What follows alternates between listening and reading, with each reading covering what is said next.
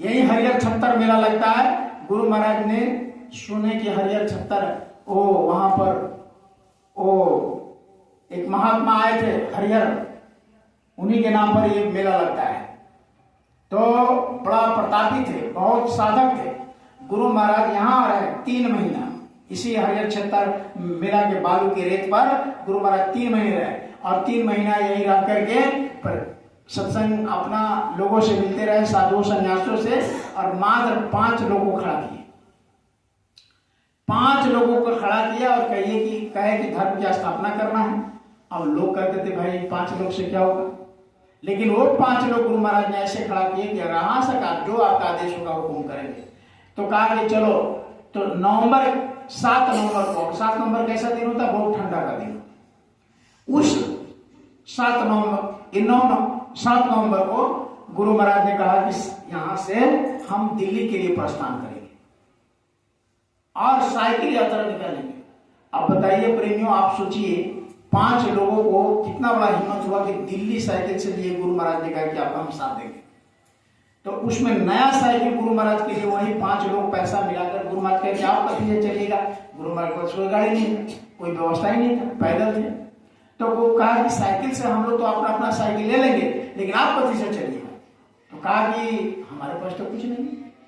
तो वही 5 लोगों ने पैसा मिला करके गुरु महाराज के लिए नई गाड़ी खरीदी, नई साइकिल खरीदी।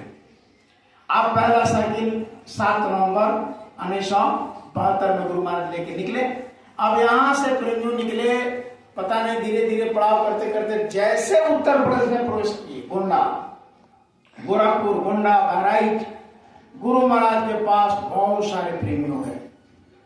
अब वहां से निकलते निकलते बरेली, गोंडा से आगे पीलीभीत, बरेली, कासगंज होते हुए जब गुरु महाराज निकले, आगरा वगैरह होते हुए दिल्ली जाते जाते आज तक प्रेमियों कोई रामलीला मैदान को भर नहीं सका है कोई राजनीतिक पार्टी। आज तक, आज डेट है, आज तक दिल्ली में कोई भी ऐसा राजनीतिक पार्टी ने उस पूरे मैदान को, रामलीला मैदान को नहीं भर सका। लेकिन 72 में गुरु महाराज ने उसको खचाखच भर दिया। जब यहां से साइकिल से दिल्ली वहां रामलीला मैदान में पहुंचे तो वहां सारा दुनिया देख करके ये कौन महात्मा आ गया भाई, ये पूरा मैदान भर गया। अब इतना बड़ा भीड़ हुआ कि उस समय के प्रधानमंत्री कौन थी, इंदिरा गांधी। वो देखा कि भाई ये कौन है। अब सारा राजनीतिक पार्टी हिलने लगा, ये कौन आदमी इतना खड़ा कर दिया एक बार। तो प्रेमियों इस तरह से गुरु महाराज का, उस समय गुरु महाराज सत्संग सुनाते थे, ज्यादा भविष्यवाणी करते थे।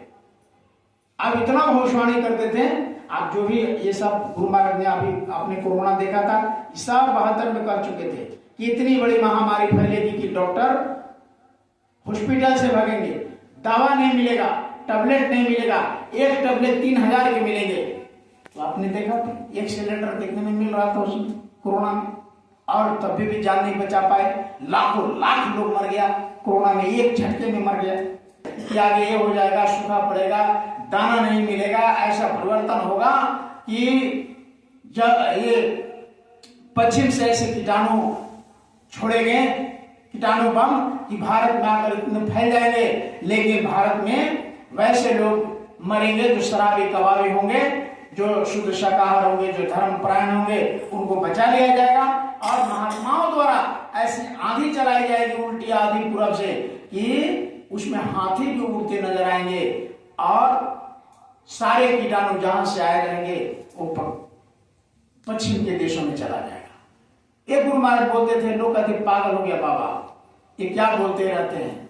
गुरु महाराज ने कहा कि अभी आपने सूखा क्या देखा, अभी आपने महंगाई क्या देखा, अभी उस समय गुरु महाराज कहते थे कि ये पेट्रोल और डीजल का दाम 30 रुपया से पार चला जाएगा, उस समय बोलते थे। आज कितने रुपए हो गए हैं? 100 रुपये पार कर गया था अभी। तो आप बताइए कि कहते थे 30 रुपया से पार कर जाएगा, यानी गुरु महाराज ने मैक्सिमम पैसे दाम बताए थे 30 रुपया। इसका मतलब 2-4 रुपये रहा होगा, 5 रुपये रहा होगा, तब ने कहा 30 रुपया को भी पार कर जाएगा। अब देखिए 100 से पार कर दिया। तो गुरु महाराज ने इस सब बात पहले कह चुके हैं, कहा कि बहुत बड़ा परिवर्तन होगा भारत में, महात्माओं के द्वारा। तो ऐसा भविष्यवाणी जब करते थे, उसी में एक भविष्यवाणी गुरु महाराज ने यह भी कर दिया कि अभी के जो प्रधानमंत्री हैं उसके हाथ में एक ऐसा रेखा है कि जब तक ये कुर्सी पर रहेंगी ये भारत के गरीबी कभी भी मिट नहीं सकता। अब ये इंदिरा गांधी जब सुनी बौखला गई, कहा कि इसको गिरफ्तार करो। आप गुरु महाराज कई सत्संग करते थे, आध्यात्मिक सत्संग करते थे, भविष्यवाणी करते थे, कोई जब तक कोई गलत काम नहीं करेगा कैसे पकड़ लीजिएगा। तो गुरु महाराज ने पकड़ में नहीं आते थे। तो कानपुर में एक फूलबाग है, आज भी है फूलबाग कानपुर में बहुत बड़ा।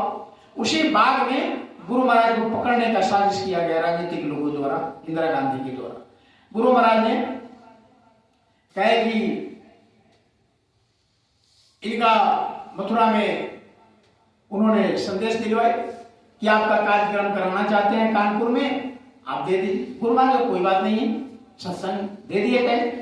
गुरु महाराज का कार्यक्रम कानपुर में फिक्स हो गया।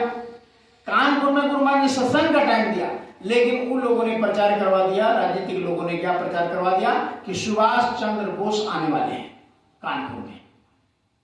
आज तक सुभाष चंद्र बोस का पता नहीं चला, कैसे प्लेन से गए तो आज तक पता नहीं चला कहां गए। लेकिन ऐसा खबर हवा फैला, बीबीसी भी इसका प्रचार किया था, जो बीबीसी कभी झूठ नहीं बोलता। इसके लिए गुरु महाराज को गिरफ्तारी के लिए वो भी बोल दिया कि हाँ सुभाष चंद्र बोस उतरने वाले हैं कानपुर में अमुक अमुक तारीख को। इतना जनता का भीड़ आया। जब गुरु महाराज कानपुर में पहुंचे सत्संग के लिए, जब मंच पर गए तो देखा ही तो साधु है भाई, ये तो सुभाष चंद्र बोस नहीं। तो जनता कहेगी आप गुरु महाराज ने वहां 45 मिनट अपने सत्संग के अलावा उन्होंने 45 मिनट बोला, केवल खड़े खड़े पहले बोलते थे गुरु महाराज, बैठ के नहीं बोलते। कहा कि आसन दो तो भाषण दो, नहीं तो अपना सिंहासन दो, बच्चे का मौज हो गई अब अपना आसन दो, गीदड़ भागने वाले हैं, चूहा भागने वाले हैं, बिल्ली भागने वाले हैं। ऐसे करके गुरु महाराज 45 मिनट तक भविष्यवाणी किया, केवल 45 मिनट तक केवल भविष्यवाणी किए और उतरे मन से, गाड़ी में बैठे और कानपुर से बाद गुरु महाराज का कार्यक्रम कलकत्ता में था, कलकत्ता चले गए। कलकत्ता वहां मन से सत्संग कर रहे थे। तब तक यहाँ तो कोई ऐसी बात नहीं बनी जो उनको अरेस्ट किया जाए। तो गुरु महाराज जब चले गए तो यहाँ प्रचार करवा दिया कि गुरु महाराज भाग गए, बाबा जय गुरुदेव चले गए, ये हो गया वो हो गया। तो गुरु महाराज ने कलकत्ता सत्संग में बोले कि देखो मैं कहीं भागा नहीं, मैं तो आराम से वहां कार्यक्रम किया, गाड़ी में बैठे और यहाँ कलकत्ता में आकर सत्संग कर रहा हूँ। कोई अगर मिलना चाहते तो हमसे मिल लें। और यहाँ हवा फैला दिया कि गुरु महाराज चले गए, यहाँ से भाग गए, उन पर ये हुआ वो हुआ, गलत प्रचार करवाया। तो जब ये बात कलकत्ता से गुरु महाराज जब बोले तो उनका मीडिया हमेशा गुरु महाराज के आगे पीछे दाएं बाएं करती रहती थी कि कोई भी एक वर्ड देशद्रोह के बारे में बोले, उल्टा पुल्टा कुछ बोले कि देशद्रोह लगा करके कोई गिरफ्तारी कर लिया जाए।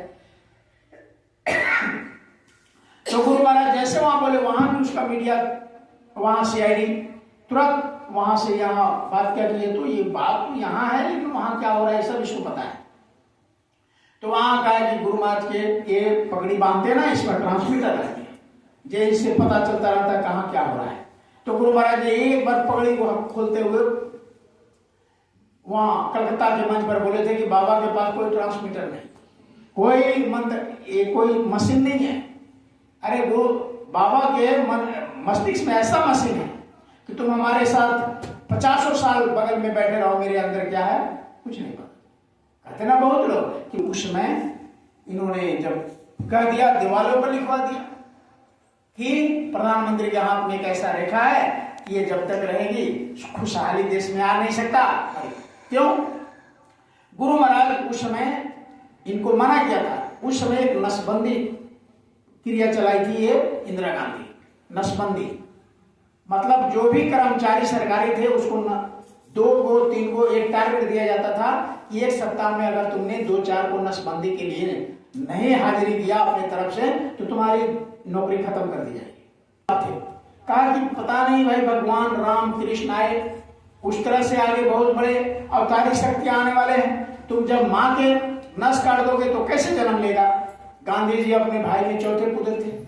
अब उन्होंने एक नियम बना दिया कि जो भी सरकारी आदमी उसको 2 बच्चे पैदा कर सकता है। जिनका 2 बच्चा से ज्यादा ऊपर होगा उसको नौकरी से हटा देंगे। अब नारा लगवा दिया कि हम दो हमारे दो, ये नारा लगवा दिया।